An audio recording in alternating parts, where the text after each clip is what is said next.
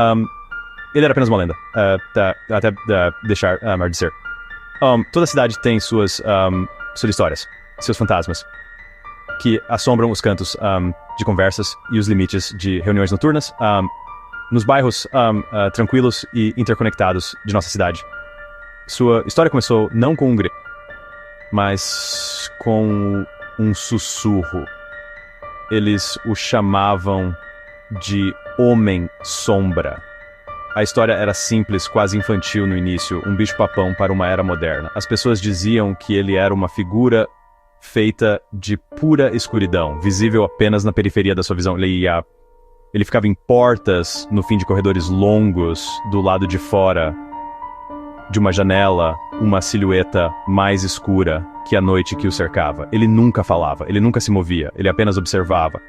A origem do Homem-Sombra é impossível de rastrear. Era uma história contada por um amigo de um amigo, um conto compartilhado em um cigarro nervoso na varanda, ou um aviso dado a crianças que ficavam até tarde na rua. Alguns alegavam que ele era o fantasma de um homem que havia perdido a própria sombra e passava a eternidade procurando por ela. Outros acreditavam que ele era uma manifestação do medo coletivo, uma forma física dada às cidades que se proliferam na selva urbana. As descrições eram sempre estranhamente consistentes. Um homem alto, magro, frequentemente usando o que parecia ser um chapéu à moda antiga, mas sem características discerníveis. Ele era um vazio na forma de uma pessoa, uma ausência que você podia sentir olhando diretamente para você. Inicialmente, essas histórias eram descartadas como imaginações superativas ou truques de luz. Era fácil rir delas à luz do dia. Racionalizar o Bismursloss fugaz, né? De uma forma escura, como um casaco pendurado em uma porta, ou o galho de uma árvore balançando ao vento. A lenda era uma emoção inofensiva, um toque de cor local que fazia as ruas familiares parecerem um pouco mais misteriosas. As pessoas gostavam do arrepio que lhes causava na espinha. A experiência compartilhada de uma história de fantasma comunitária. Era um jogo, uma ficção que todos tacitamente concordavam em entreter em nome de um bom susto. Mas os sussurros ficaram mais altos, mais frequentes e mais detalhados.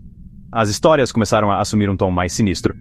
O Homem-Sombra não era mais apenas um observador passivo parado à distância. As pessoas começaram a dizer que ele estava se aproximando. Uma adolescente jurou que o viu parado ao pé de sua cama, apenas para ele se dissolver em nada, quando ela gritou por seus pais. Um senhor idoso alegou ter visto a figura parada sobre sua esposa enquanto ela dormia. Um sentinela silencioso e ameaçador. Os sussurros se transformaram em conversas baixas e temerosas. A lenda estava lentamente vazando do reino dos contos de fogueira para a realidade dos lares das pessoas, deixando um resíduo de medo genuíno e palpável em seu rastro. O jogo não era mais divertido, a transição de lenda urbana para medo generalizado foi gradual, rastejando na consciência da cidade como uma neblina lenta. Relatos começaram a surgir com alarmante regularidade, não mais confinados a relatos de segunda mão, mas vindo diretamente de indivíduos aterrorizados. Não eram mais apenas histórias, eram testemunhos pessoais, pessoas de todas as esferas da vida.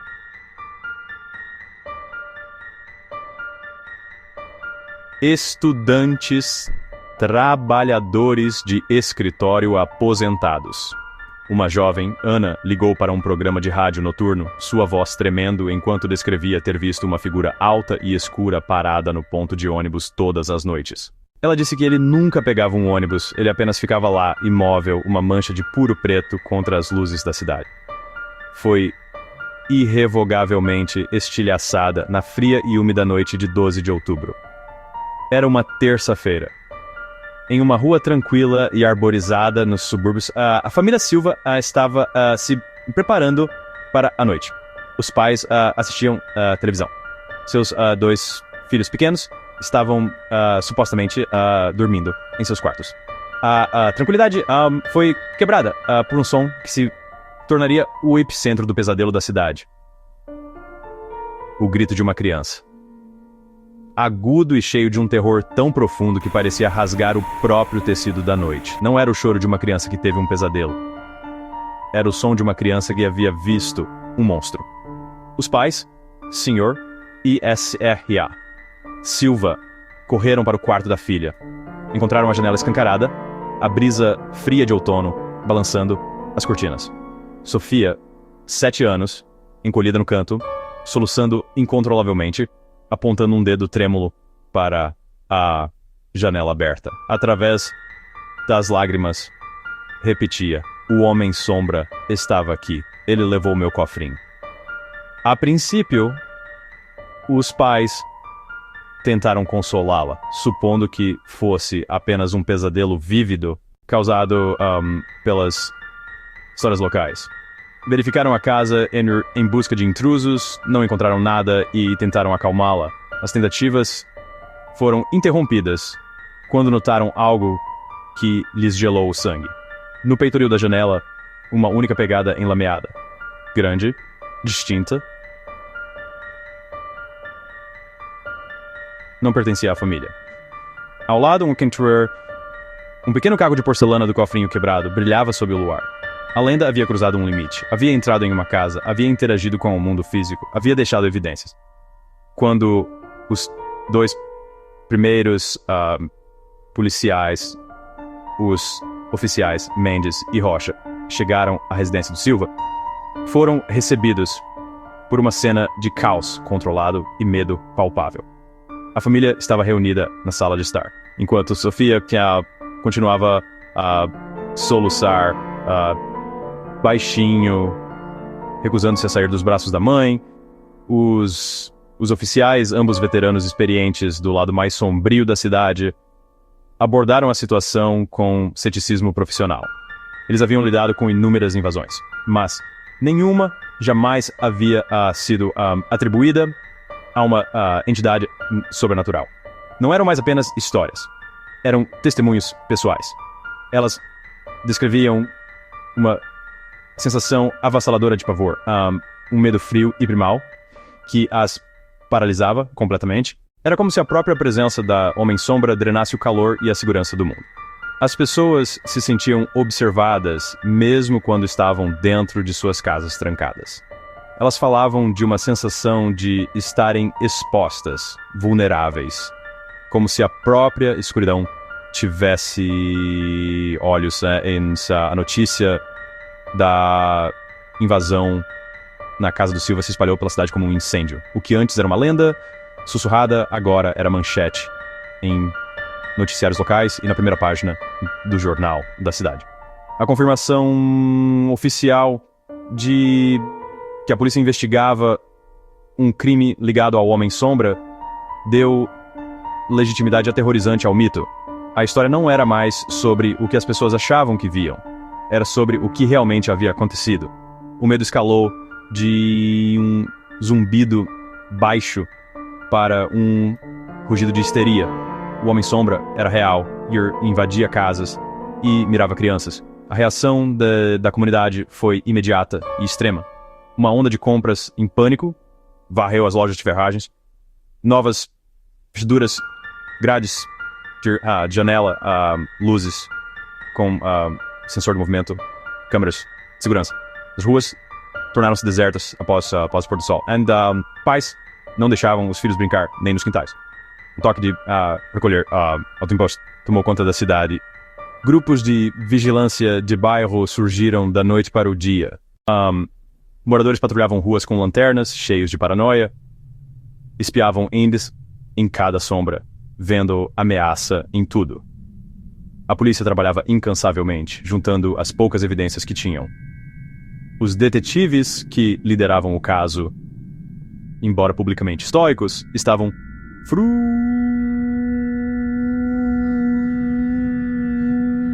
pegada do peitoril da janela do Silva era a única pista sólida. A análise forense revelou o tipo do sapato e o tamanho do sapato, mas era uma marca comum, e a lama era genérica da região. A verdadeira virada veio de uma fonte inesperada. Arquivos de casos antigos. Um detetive sênior, revisando invasões não solucionadas dos 2 anos anteriores, notou um padrão peculiar. Ele encontrou 4 outros casos em cidades vizinhas, com um modus operandi semelhante, embora menos dramático. Em cada um desses casos mais antigos, o intruso havia entrado por uma janela de segundo andar, roubado itens pequenos e aparentemente insignificantes. E havia sido descrito por testemunhas, em termos vagos, como uma figura alta e sombria. Eles montaram uma operação de vigilância discreta. A virada veio uma noite quando uma viatura, alertada por um alarme silencioso de uma casa em um subúrbio rico, avistou um homem alto, vestido de preto, fugindo do local. Após uma perseguição a pé por uma série de quintais escuros, eles encurralaram e prenderam o suspeito. Seu nome era Ricardo Alves, um ex-acroata de circo que havia caído em desgraça. Sua agilidade, agilidade explicava sua capacidade de escalar paredes e entrar por janelas de segundo andar com facilidade. Quando revistaram seu pequeno apartamento, encontraram em Urso uma coleção de bugigangas roubadas, incluindo as moedas estelas colecionáveis do cofrinho de Sofia Silva. Eles também encontraram sua fantasia. Um simples macacão preto com luvas pretas e uma balaclava preta que obscurecia todo o seu rosto, criando as silhuetas sem feições descrita por tantos. Ricardo confessou tudo. Ele admitiu ter ouvido os sussurros da lenda do Homem-Sombra e decidiu usá-la a seu favor. Ele sabia que as pessoas estariam muito assustadas para vê-lo lá do direito, suas mentes preenchendo as lacunas com o sobrenatural. Ele não era um fantasma, ele era apenas um homem que entendia o poder de uma boa história. A prisão de Ricardo Alves trouxe um suspiro de alívio coletivo para a cidade. O Homem-Sombra foi desmascarado. Ele não era um fantasma nascido da escuridão, mas um homem de carne e osso. Os noticiários mostraram seu rosto, um homem comum, com ar cansado, na casa dos 40. O monstro tinha um nome. A linha entre as histórias que contamos e a realidade que experimentamos é mais tênue do que pensamos. O mundo está cheio de sombras e, às vezes, essas sombras ganham vida própria, alimentadas pelo nosso próprio medo. A pergunta permanece, um sussurro no fundo da sua mente enquanto você apaga as luzes. Você acredita em lendas?